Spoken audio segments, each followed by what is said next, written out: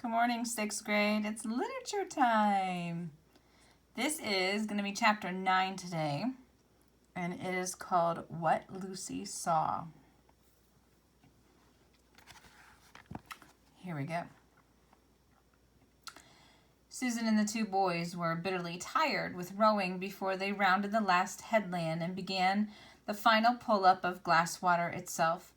And Lucy's head ached from the long hours of sun and the glare on the water. Even Trumpkin longed for the voyage to be over. The seat on which he sat to steer had been made for men, not dwarfs, and his feet did not reach the floorboards, and everyone knows how uncomfortable that is, even for 10 minutes. And as they all grew more tired, their spirits fell. Up until now, the children had only been thinking of how to get to Caspian. Now they wondered what they would do when they found him, and how a handful of dwarves and woodland creatures could defeat an army of grown-up humans. Twilight was coming on as they rowed slowly up the windings of the Glasswater Creek, a twilight which deepened as the banks grew closer together, and the overhanging trees began almost to meet overhead. It was very quiet in here, as the sound of the sea died away behind them. They could even hear the trickle of the little streams that poured down from the forest into Glasswater.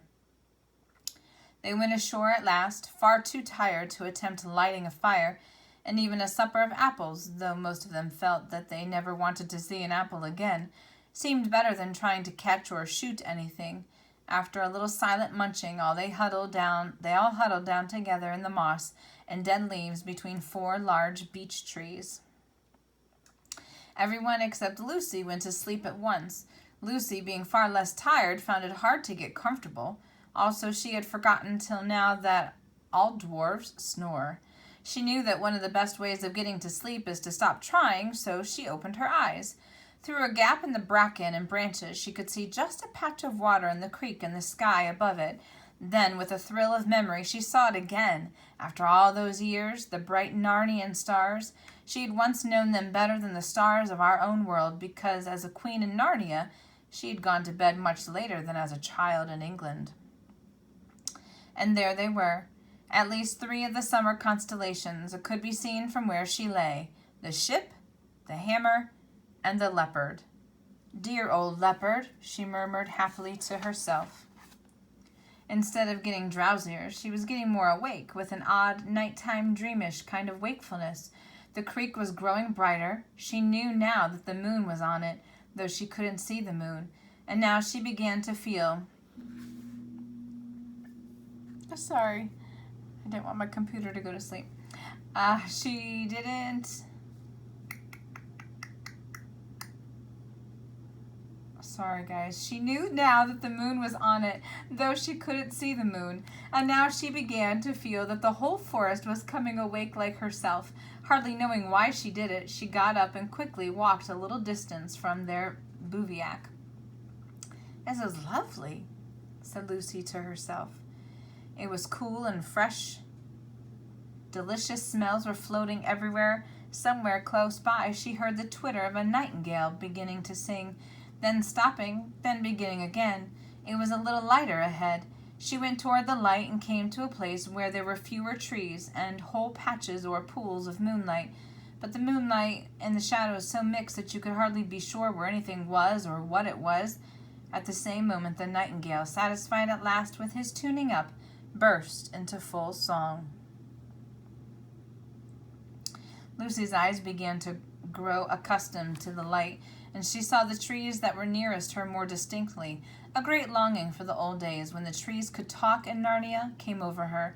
She knew exactly how each of these trees would talk, if only she could wake them, and what sort of human form it would put on. She looked at a silver birch. It would have a soft, showery voice and would look like a slender girl, with hair blown all about her face and fond of dancing. She looked at the oak. He would be a wizened but hardy old man with a frizzled beard and warts on his face and hands and his hair growing out of the warts. She looked at the beech under which she was standing. She would be the best of all. She would be a gracious goddess, smooth and stately, the lady of the wood. "Oh, trees, trees, trees," said Lucy, though she had not been intending to speak at all. "Oh, trees, wake, wake, wake! Don't you remember it? Don't you remember me? Dryads and hamadryads, come out, come to me!" Though there was not a breath of wind, they all stirred about her. The rustling noise of the leaves was almost like words. The nightingale stopped singing as if to listen to it. Lucy felt that at any moment she would begin to understand what the trees were trying to say, but the moment did not come. The rustling died away. The nightingale resumed its song. Even in the moonlight, the wood looked more ordinary again. Yet Lucy had the feeling, as you sometimes have when you're trying to remember a name or a date and almost get it, but it vanishes before you really do, that she had just missed something, as if she had spoken to the trees a split second too soon or a split second too late, or used all the right words except one, or put in one word that was just wrong. And quite suddenly, she began to feel tired. She went back to the bivouac, snuggled down between Susan and Peter, and was asleep in a few minutes. It was a cold and cheerless waking for them all next morning, with a gray twilight in the wood, for the sun had not yet risen, and everything damp and dirty. "Apples, hi-ho," said Trumpkin, with a rueful grin. "I must say you ancient kings and queens don't overfeed your courtiers." They stood up and shook themselves and looked about. The trees were thick, and they could see no more than a few yards in any direction. "I suppose your majesties know the way all right?" said the dwarf. "I don't," said Susan. "I've never seen these woods in my life before. In fact, I thought all along that we ought to have gone by the river." "Then I think you might have said so at the time," answered Peter with pardonable sharpness. "Oh, don't take any notice of her," said Edmund. "She's always a wet blanket. You've got the pocket compass of yours, Peter, haven't you? Well, then, we're right as rain. We've only got to keep on going northwest, cross that little river, what do you call it, the Rush?" "I know," said Peter, "the one that joins the big river at the fords of Baruna, or Baruna's Bridge, as the DLF calls it." "Oh, that's right. Cross it and strike uphill, and we'll be at the stone table, Aslan's How, I mean, by 8 or 9 o'clock. I hope King Caspian will give us a good breakfast." "I hope you're right," said Susan. "I can't remember all that at all." "That's the worst of girls," said Edmund to Peter and the dwarf. "They never carry a map in their heads." "That's because our heads have something inside them," said Lucy. At first things seemed to be going pretty well. They even thought they had struck an old path. But if you know anything about woods, you will know that one is always finding imaginary paths. They disappear after about 5 minutes, and then you think you have found another, and hope it is not another, but more of the same one, and it also disappears. And after you have been well lured out of your right direction, you realize that none of them were paths at all. The boys and the dwarf, however, were used to woods, and were not taken in for more than a few seconds. They had plodded on for about half an hour, 3 of them very stiff from yesterday's rowing, when Trumpkin suddenly whispered, "Stop." They all stopped. "There's something following us," he said in a low voice, "or rather something keeping up with us, over there on the left." They all stood still, listening and staring till their ears and eyes ached. "You and I'd better each have an arrow on the string," said Susan to Trumpkin. The dwarf nodded, and when both bows were ready for action, the party went on again. They went a few dozen yards, though fairly open woodland, keeping a sharp lookout. Then they came to a place where the undergrowth thickened, and they had to pass nearer to it. Just as they were passing the place, there came a sudden something that snarled and flashed, rising out from the breaking twigs like a thunderbolt. Lucy was knocked down and winded, hearing the twanging of a bowstring as she fell. When she was able to take notice of things again, she saw a great, grim-looking gray beard lying dead, with Trumpkin's arrow in its side. "The DLF beat you in that shooting match, Sue," said Peter, with a slightly forced smile. Even he had been shaken by this adventure. I left it too late," said Susan, in an embarrassed voice. "I was so afraid it might be, you know, one of our kind of bears. A talking bear?" She hated killing things. "Well, that's the trouble of it," said Trumpkin. "When most of the beasts have gone enemy and gone dumb, there are still some of the other kind left. You never know, and you daren't wait to see." "Poor old Bruin," said Susan. "You don't think he was?" Not he, said the dwarf. I saw the face and I heard the snarl. He only wanted a little girl for his breakfast. And talking of breakfast, I didn't want to discourage your majesties when you said you hoped King Caspian would give you a good one, but meat's precious scarce in camp, and there's good eating on a bear. It would be a shame to leave the carcass without taking a bit, and it won't delay us more than half an hour. I dare say you two youngsters, kings, I should say, know how to skin a bear. Let's go and sit down a fair way off, said Susan to Lucy. I know what a horrid, messy business that will be. Lucy shuddered and nodded, and when they had sat down, she said, Such a horrible idea has come into my head, Sue. What's that? Wouldn't it be dreadful if some day in our own world at home men started going wild inside like the animals here and still look like men so that you never know which were which? We've got enough to bother about here now in Narnia, said the practical Susan, without imagining things like that. When they rejoined the boys and the dwarf, as much as they thought they could carry of the best meat had been cut off. Raw meat is not a nice thing to fill one's pockets with, but they folded it up in fresh leaves and made the best of it. They were all experienced enough to know that they would feel quite differently about these squashy and unpleasant parcels when they had walked long enough to be really hungry. On they trudged again, stopping to wash 3 pairs of hands that needed it in this first stream they passed, until the sun rose and the birds began to sing, and more flies than they wanted were buzzing in the bracken. The stiffness from yesterday's rowing began to wear off. Everybody's spirits rose. The sun grew warmer, and they took their helmets off and carried them. I suppose we are going right, said Edmund about an hour later. I don't see how we could go wrong as long as we don't bear too much to the left, said Peter. If we bear too much to the right, the worst that can happen is wasting a little time by striking the great river too soon and not cutting off the corner. And again they trudged on with no sound except the thud of their feet and the jingle of their chain shirts.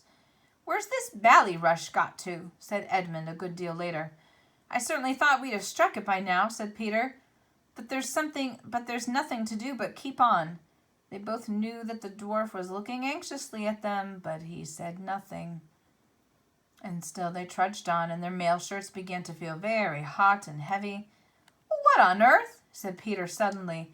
They had come, without seeing it, almost to the edge of a small precipice from which they looked down into a gorge with a river at the bottom. On the far side the cliffs rose much higher. None of the party except Edmund, and perhaps Trumpkin, was a rock climber. I'm sorry, said Peter. It's my fault for coming this way. We're lost. I've never seen this place in my life before. The dwarf gave a low whistle between his teeth. Oh, do let's go back and go the other way, said Susan. I knew all along we'd get lost in these woods. Susan, said Lucy reproachfully. Don't nag at Peter like that. It's so rotten, and he's doing all he can. And don't you snap at Sue like that either, said Edmund. I think she's quite right. Tubs and tortoise shells, exclaimed Trumpkin. If we've got lost coming, what chance have we of finding our way back? And if we go back to the island and begin all over again, even supposing we could, we might as well give the whole thing up. We're as well finished with Caspian before we get there at that rate. You think we ought to go on? Said Lucy. I'm not sure the High King is lost, said Trumpkin. What's to hinder this river being the Rush? Because the Rush is not in a gorge, said Peter, keeping his temper with some difficulty. Your Majesty says is, replied the dwarf, but aren't you to say was? You knew this country hundreds, it might be 1,000 years ago. Maybe it'd have changed. A landslide might have pulled off half the side of that hill, leaving bare rock, and there are your precipices beyond the gorge. Then the Rush might go on, deepening its course year after year, till you get the little precipices this side, or there might have been an earthquake or anything. I never thought of that, said Peter. And anyway, continued Trumpkin, even if that is not the Rush, it's flowing roughly north, so it must fall into the great river anyway. I think I passed something that might have been it on my way down. So if we go downstream to our right, we'll hit the great river. Perhaps not so high as we'd hoped, but at least we'll be no worse off than if you'd come my way. Trumpkin, you're a brick, said Peter. Come on, then, down this side of the gorge. Look, look, look, cried Lucy. Where? What? Asked everyone. The lion, said Lucy. Aslan himself. Didn't you see? Her face had changed completely and her eyes shone. Do you really mean? Began Peter. Where do you think you saw him? Asked Susan. Oh, don't talk like a grown-up, said Lucy, stamping her foot. I don't think I saw him. I saw him. Where, Lou? Asked Peter. Right up there, between those mountain ashes. No, this side of the gorge, and up, not down, just the opposite way just opposite of the way you want to go. And he wanted us to go where he was, up there. How do you know that was what he wanted? Asked Edmund. I just know, said Lucy. By his face. The others all looked at each other in puzzled silence. Her Majesty may have well seen a lion, put in Trumpkin. There are lions in these woods, I've been told, but it needn't have been a friendly and talking lion any more than the bear was a friendly and talking bear. Oh, don't be so stupid, said Lucy. Do you think I don't know Aslan when I see him? He'd be a pretty elderly lion by now, said Trumpkin. If he's one you knew when you were here before, and if it could be the same one, what's to prevent him from having gone wild and witless like so many others? Lucy turned crimson, and I think she would have flown at Trumpkin if Peter had not laid his hand on her arm. The DLF doesn't understand. How could he? You must just take it, Trumpkin, that we really do know about Aslan, a little bit about him, I mean, and you mustn't talk about him like that again. It isn't lucky for one thing, and it's all nonsense for another. The only question is whether Aslan was really there. But I know he was, said Lucy, her eyes filling with tears. Yes, Lou, but we don't, you see, said Peter. There's nothing for it but a vote, said Edmund. All right, Peter replied. You're the eldest, DLF. What do you vote for, up or down? Down, said the dwarf. I know nothing about Aslan, but I do know that if we turn left and follow the gorge up, it might lead us all day before we found a place where we could cross it, whereas if we turn right and go down, we're bound to reach the great river in about a couple of hours. And if there are any real lions about, we want to go away from them, not toward them. What do you say, Susan? Don't be angry, Lou, said Susan, but I do think we should go down. I'm dead tired. Do let's get out of this wretched wood and into the open as quick as we can, and none of us except you saw anything. Edmund, said Peter.